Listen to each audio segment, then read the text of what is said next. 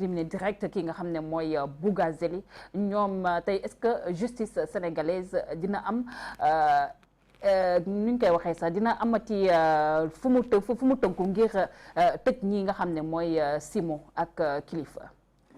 waaw parce que dans les faits d'abord damay ñaawlu ces histoires de vidéo. tout à fait. ma koy ñaawlu parce que tey nit mënoo jëflante kenn parce que bu fekkee acte bu ñuy def parce que loo seq ak sa nit ça peut se retrouver sur la place publique.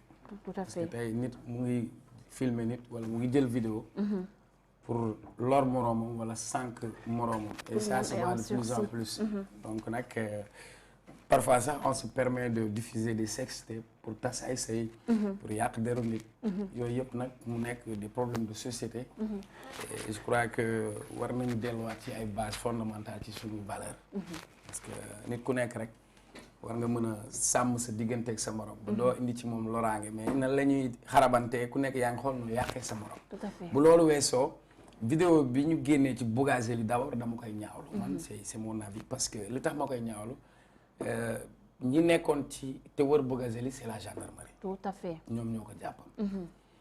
kon bu fekkee ni am nañ ay vidéos à leur disposition.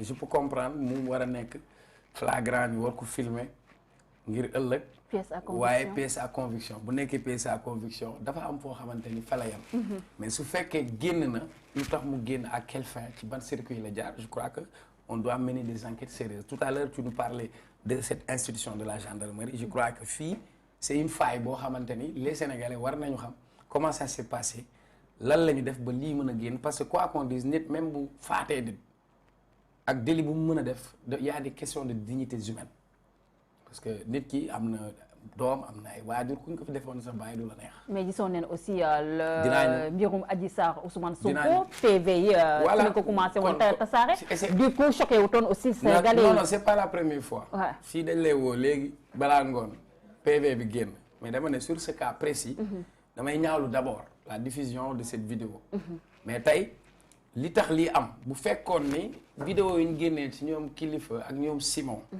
procureur toppoon na yoon ñu topp ka filmer topp ka diffuser topp ka génnee kon bu boobaa bii dinañ ko mën a def bu loolu weesoo je crois que pour le cas de Bougazelli man ce qui me choque yéenewu ma kenn kaso yàlla xam na ko yéenewu ma ko kenn c'est terrible mais ce qui est terrible ici c'est un député voté muy voté ay loi c'est un député ñu jox la oto jox la ay moyens ñaap salaire de base du sénégalais xam nga ko enseignant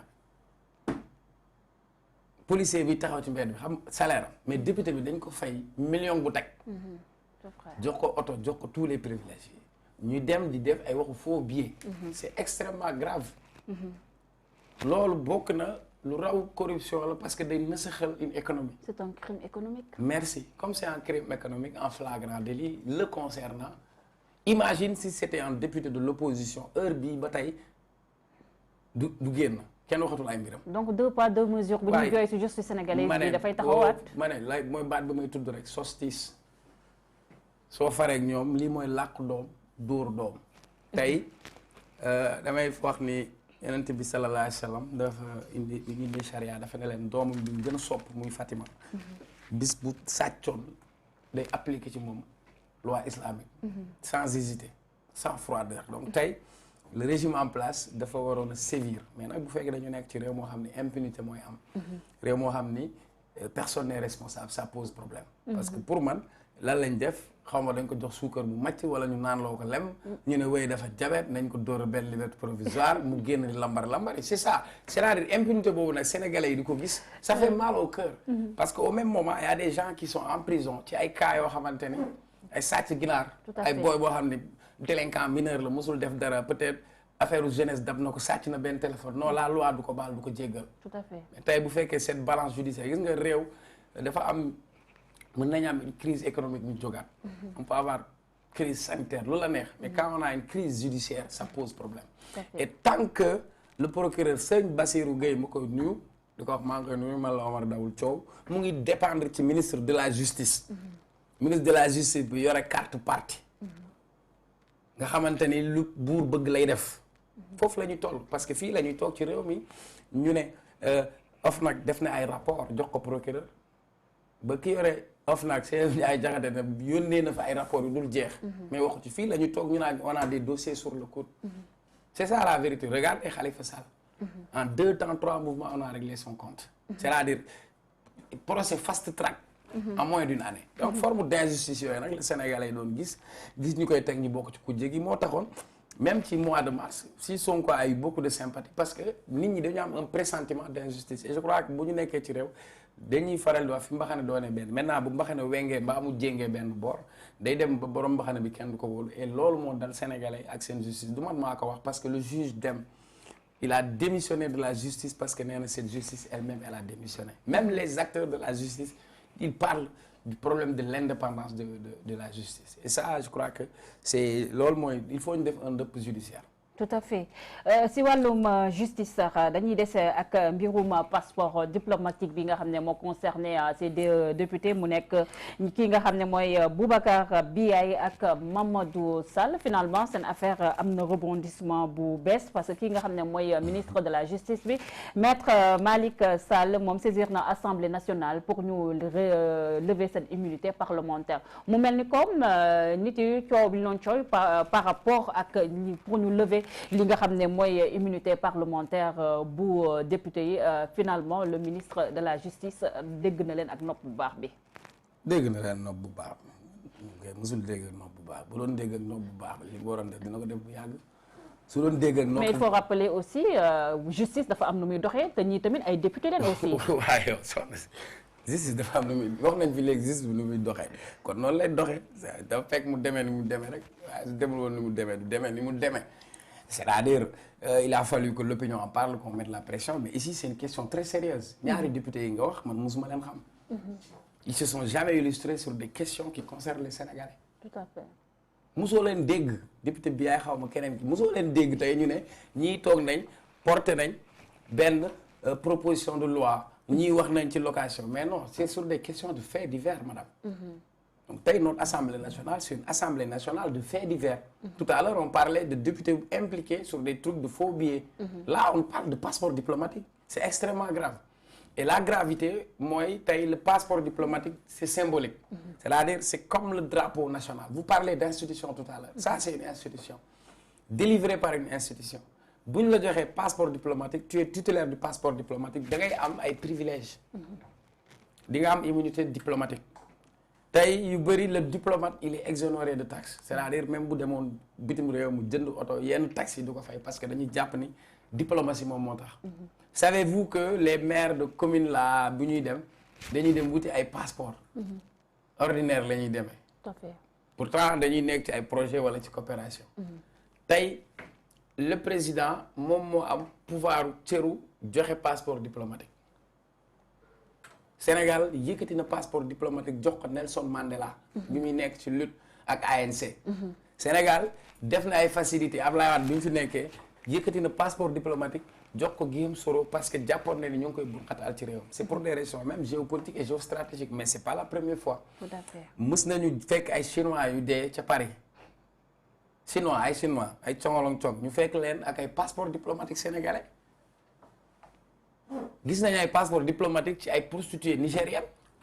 donc loolu day firndeel rek kaddu yi nga xam ne ki fi nekkoon président de l'Assemblée nationale. Pape Diop dinaa ñëw ci moom. gis nga lii c'est ça dafa écorner image du Sénégal. et pour man au niveau international le Sénégal comme Senghor li mu doon wax c'est un petit pays respecté. un petit pays qui a eu à jouer de grands rôles. du point de vue diplomatique Cheikh Tidiane Gadio qui a réussi à faire signer les accords de Bouaké en Côte d'Ivoire en pleine guerre.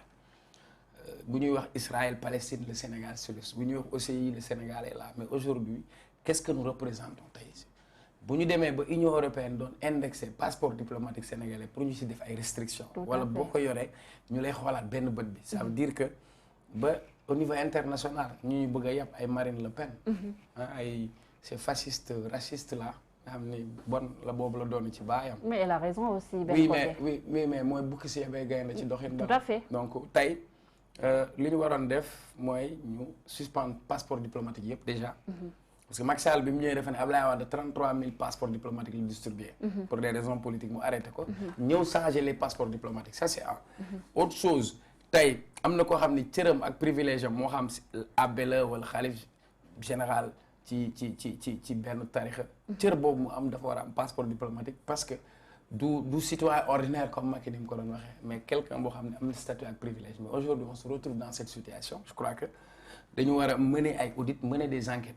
Commençant parce que Pape Diop moom moo wax ni lii commencé wul tey. pour moom procureur da ko war a woo c'est-à-dire Pape Diop dafa ne dañ doon gis ay députés yoo xam ne dañ lay présenter certificat de mariage 6 mois après ñu présenter le certificat de divorce bii ñu ne ñu gis nañ ay 31 faux mariage donc ça veut dire que comme commencé wul tey Pape Diop non seulement moom dañ ko ci war a boole qu'il se mette à la disposition de la justice pour des nécessités d'enquête moo xam en titre de témoin wala jàpp nañ ni que moom nekkoon na fi comme personne morale beneen bi c'est que je vais pas pardonner à Pape Diop il ne vient jamais à l'Assemblée nationale comme moom nekkoon na président Sénat nekk président Assemblée nationale il peut pas venir il n'a qu'à donner la place aux jeunes. Tout à fait. na jóg mu jox place am Moussa Diakhaté c'est un jeune qui est avec lui il y a d'autres jeunes qui sont avec lui. Tout à fait. mais nan la ñuy mën a toogee pour man le procureur warul woon sax xaar ñu egg foofu waroon nañ ko woo laaj ko dossier bi ñu gën ko yaatal mener ay enquêtes parce que sénégalais ñoom ñoo jël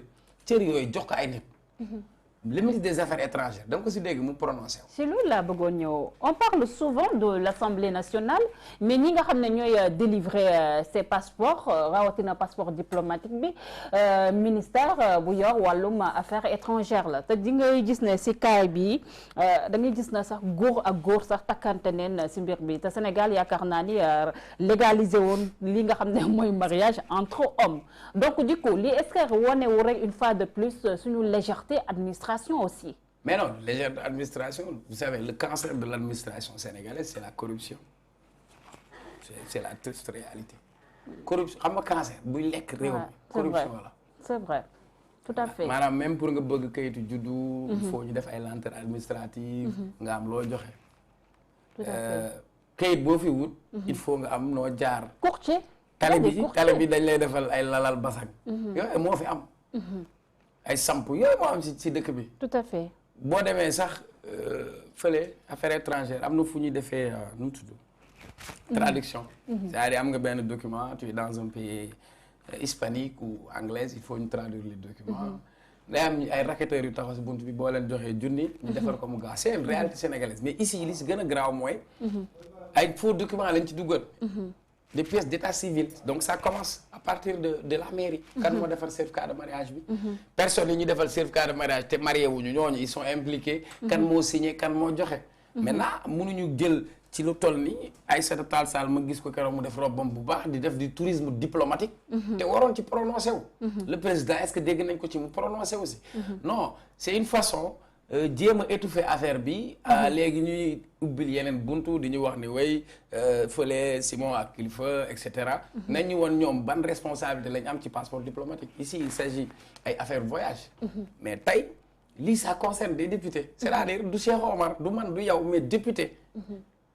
c'est différent donc c'est extrêmement grave. pour et l'image du Sénégal qui est écornée. merci te nag tu me parlais d'institution. mais assemblée nationale bi dañ ko war a tas loolu laa wax keroog ñu bëgg ma ci mere man la non nañ ko tas. parce que amul njëriñ.